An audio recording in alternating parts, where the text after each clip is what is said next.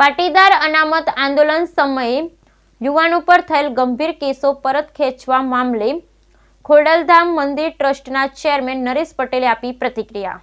પાટીદાર અનામત આંદોલન સમયે યુવાનો પર થયેલ ગંભીર કેસો પરત ખેંચવા મુદ્દે ખોડલધામ ટ્રસ્ટના ચેરમેન નરેશ પટેલની પ્રતિક્રિયા. પાટીદાર આંદોલન સમયે રાજદ્રોહ સહિતના પાટીદાર દીકરા દીકરીઓ પર થયેલ કેસો હતા. એ સમયે દરેક જિલ્લામાં આંદોલન થયું અને કેસો સરકારે કરેલ. સરકાર દ્વારા કેસો પરત ખેંચતા નરેશ પટેલે સરકારનો આભાર માન્યો. શરૂઆતથી જ ખોડલધામ ટ્રસ્ટ ને સરકાર સાથે તાલમેલ મિલાવી કેસો પરત ખેંચવામાં આવે તેવા પ્રયત્ન કર્યા હતા. આજે આખરે પરિણામ મળ્યું અને જેની હર્ષની લાગણી છે. આપ સૌને મારા જય માં ખોડલ.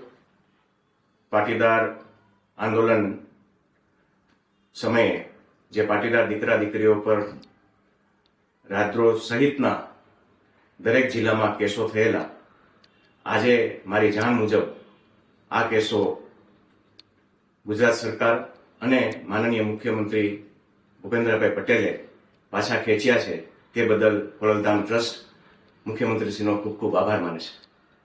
આમ તો શરૂઆતથી જ આ કેસ થયા પછી ખોડલધામ ટ્રસ્ટ ગુજરાત સરકાર વચ્ચે તાલમેલ મિલાવી અને જલ્દીથી જલ્દી આ કેસો પાછા ખેંચાય એના પ્રયત્નો હંમેશા કર્યા છે અને આજે એનું પરિણામ મળતા ફરીથી મુખ્યમંત્રીશ્રીનો આભાર માનું છું અને આ બધા દીકરા દીકરીઓને ખૂબ રાહત મળશે એવી લાગણી સાથે આપ સૌને મારા જય માં ખોડલ.